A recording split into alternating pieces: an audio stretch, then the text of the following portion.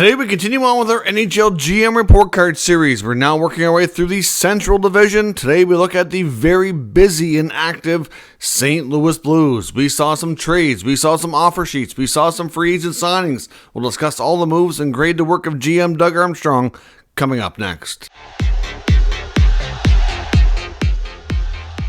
So welcome back to another video here at Top Shelf Hockey. As I mentioned, today we take a look at the St. Louis Blues and analyze their offseason moves and give them their GM report card. Of course, not only did we see lots of moves within the player group, but we also saw some announcements as well regarding the front office.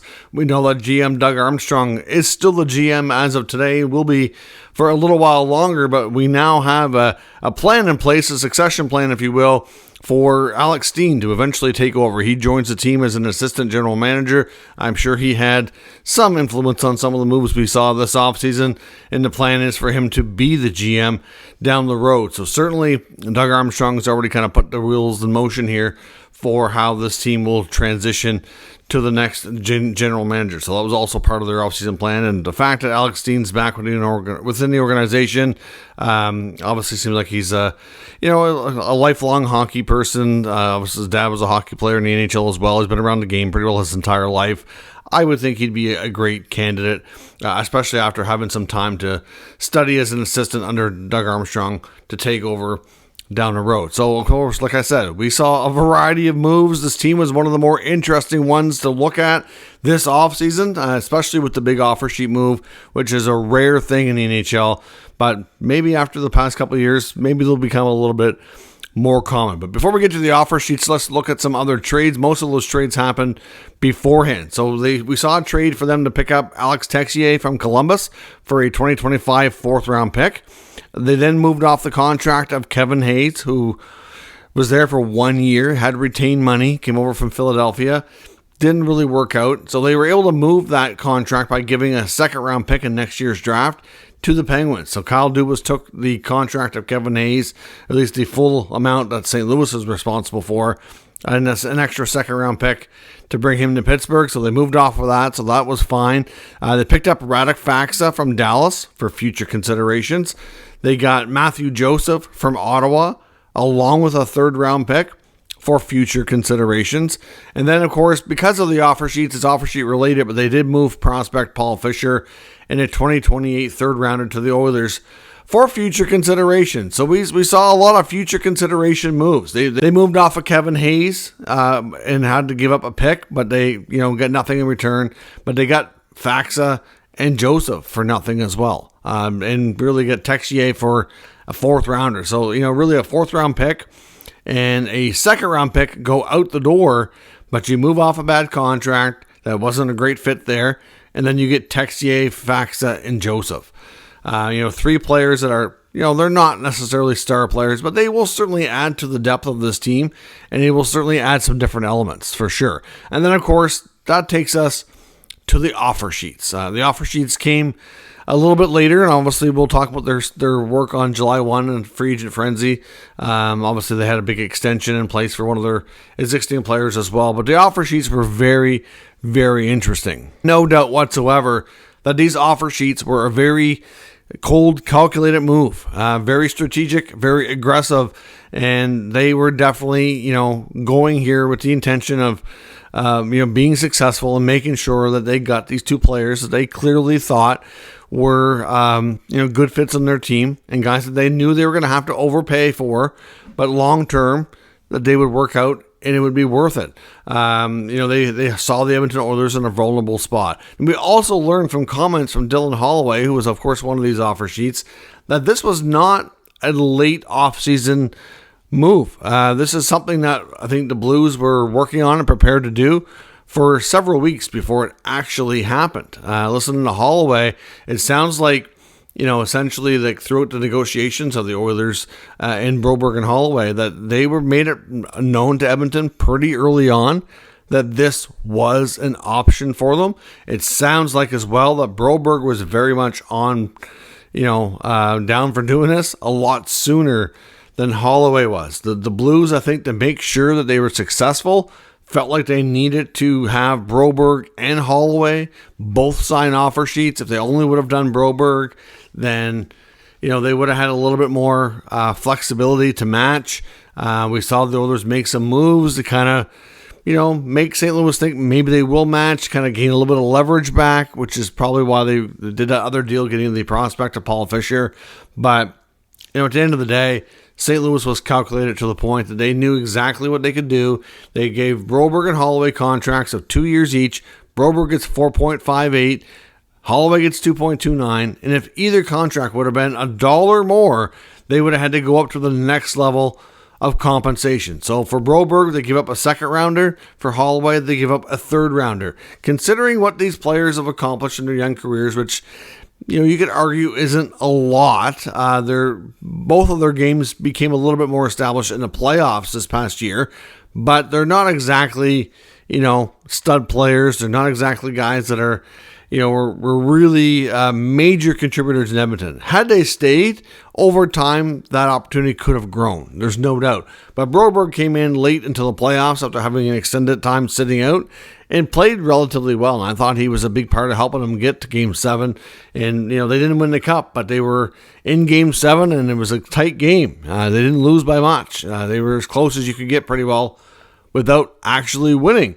So the Blues go in with these offer sheets. They're successful. They get Broberg, they get Holloway, and they only give up a second and a third rounder to boot. So all in all, with these moves, I must say, I will commend Doug Armstrong and the management staff there.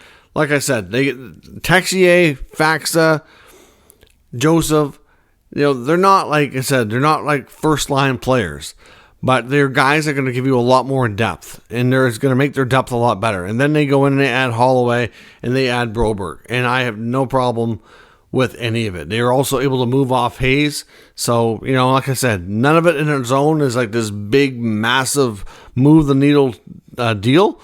But they got all these players and didn't hardly give up anything. So I like the fact that they're taking bets on some of these guys and are willing to take chances. So that part I will give them credit for. So signing-wise, the big extension internally this offseason was signing Pavel Buchnevich to a 6-year deal at $8 million per season. Buchnevich has been a pretty consistent performer during his time in St. Louis. Before that in New York as well, as he kind of started to elevate his game, get to the point where the Rangers felt they couldn't really afford to keep him with what they had going on, moved him to St. Louis. And, he's continued to get better and be a good player for them as well. So this contract, it's for what he produces. You could I think there's a small argument to say maybe it's a little bit too much. But at the same time, I think there's a lot of arguments to say that it's actually pretty good. So obviously Buchnevich has been a key force there. He's got good size. He can score. And obviously they like the way he can play, and he'll be a solid member of their top 6. With the cap rising continuously now over the next number of years, this contract should age relatively well. Also internally, after getting Texier, they signed him to a 2-year deal at $2.1 million. They brought back Kasperi Kapanen on a 1x1, nothing big there. Bring back Scott Perunovich on a 1-year deal at 1.15. Again, short-term, small money, so not a big deal. They got some youngsters signed, including Otto Stenberg, Adam Yurchek, and Quentin Burns, all got their ELCs lined up this offseason. And then externally, they brought in Ryan Suter on a 1-year league minimum deal after getting bought out again in Dallas. And then they brought in Pierre-Olivier Joseph after not being qualified in Pittsburgh for a 1-year deal at $950. So they essentially brought in both of the Joseph brothers and separate moves there. And Ryan Suter comes in, which is, he can play for league minimum, but that's probably about as far as it'll go for me for what Ryan Suter should be earning at this stage of his career. So looking at the summary here of the addition subtraction, coming in, they brought in Ryan Suter, Pierre-Olivier Joseph, Matthew Joseph, Philip Broberg and Dylan Holloway from Edmonton, Alex Texier, and Radek Faxa. Going out is Kevin Hayes. Sammy Blais was not brought back. Jakub Vrana is not brought back. Adam Gaudette, who was mostly a minor leaguer, not brought back. And veteran defenseman Marco Scandella. So at the end of the day, did they get better? I think they did. If you look at the fact that Vrana wasn't really producing the way he was, when he first arrived. And then you got Blais, who was really more of a fourth line grinder, not going to give you a whole lot of, offense that way in production. Look at what was brought in. I think that they did relatively well. So you're probably looking at, top six is probably going to have Thomas, Kyrou, Neighbors. Those three are going to be in your top six. Buchnevich, Shen, Brendan Saad. Those are probably going to be your six guys getting those top 6 minutes. Holloway most likely playing the third line with Faxa, maybe Torchenko or maybe Joseph. Hard to say how they'll do the third line, but the bottom six will be Holloway, Faxa, Torchenko, and then likely Sundqvist, Joseph, and Texier. With some combination of that is most likely what we're going to see. So on the back end, Leddy, Parayko, Broberg, Falk, Perunovich, Suter, Joseph. I'm not sure who's going to be the exact 6 and 7. Maybe Suter's the 7 and Joseph plays. That would probably make more sense to me. But yeah, did this team get better? I think it did. I mean, it's not, drastically better with like a big superstar coming in. But overall, goaltending's pretty well the same. They got Binnington and Hofer. So I expect, about the same level of play there. The back end's going to probably be a little bit better. I mean, you lose Torrey Krug to injury for the entire season.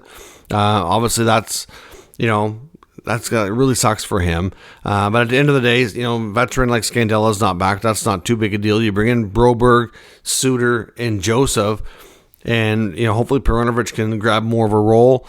And at the end of the day, the D-core to me is, probably going to be the same or better. It's not going to be worse, that's for sure. I don't see that scenario at all. And up front, I think at the end of the day, I think they're a little bit better with Hayes going out. And then you bring in Matthew, Joseph, Dylan Holloway, Alex Texier, Radek Faxa. Like, they have a completely revamped bottom six. I will say this, they definitely added a lot more speed. I mean, they had Kyrou, who could certainly turn the jets on and burn people, but like Holloway and Joseph are both incredibly great fast skaters. So they definitely add some speed and ability to kill penalties in that bottom six. That could be very, very useful for them. Then of course you get Faxa as well, who's, you're not going to get much offense out of him, which is why I think, at the end of the day, he's been kind of rumored to be out of Dallas for a while because of his contract, but at the same time, I think he can play. I just think he's just, maybe a little bit too much overpaid in the wrong role. If he's more, more of even a fourth liner per se, a little less money, I think he could extend his career here. I really think he can. So at the end of the day, the bottom six definitely got a bit better. The top six isn't really affected a whole lot. Thomas, Kyrou, Neighbors, Saad, Buchnevich, Shen are all, guys that were already there. But their bottom six is stronger and faster. The defense, like I said, with Krug being out, you bring in Broberg, Joseph, you get a little bit more youth in there, and then goaltending's about the same. So to me, I don't know that the Blues are going to be a playoff team. I think they're going to be like a tweener. I think they can be in the mix for a wild card spot. Is probably the best scenario for them in my opinion, but I do think they're a little deeper and a little faster for sure. And then they added a little bit more youth on the back end with some younger D coming through. So at the end of the day, like I said, none of the moves are like, wow factor with these huge studs or anything like that. But like I said, he picked up a bunch of players for next to nothing. And that in itself allows them to come in and to kind of take a chance on a short term and see if they can find some money here, basically. Look at the Blues have had pretty good luck with players going there on like a prove it deal or a second chance opportunity, and they've made the most of it. So in all honesty, I think some of these guys could continue to do that.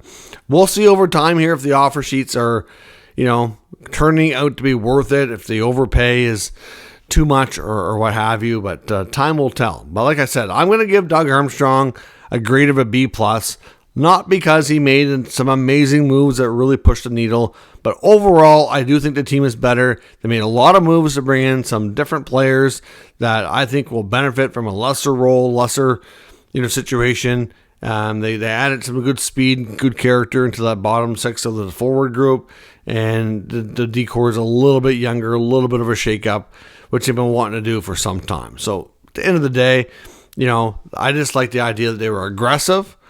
They got some new players coming in, and they really didn't give up a whole lot for it. So yeah, there's a little bit of risk. Not all these players they brought in are going to work out, but there's some there that have some real potential. And like I said, because of the returns and low-risk moves to get them, if they don't work out, it's not such a big thing. So let me know what you think down in the comments. What would you grade the work of GM Doug Armstrong on the Blues offseason? Like I said, we got a bunch of trades we're involving future considerations and moving out Hayes to bring in Texier, Joseph Faxa for practically nothing. They get Broberg and Holloway on the offer sheets for not much more. They keep some of the other guys like Buchnevich that were a part of the future, and then they dabbled a little bit in free agency to add some extra depth on the blue line. So all in all, I think they did a fine job, and I'd like to know what you think as well. So let me know your thoughts on the Blues offseason down in the comments. We'll discuss further. If you're new to the channel, make sure you subscribe and stick around. We'll keep you up to date with the latest news, rumors, and analysis of all 32 NHL teams. Thank you for watching, and I'll catch you next time.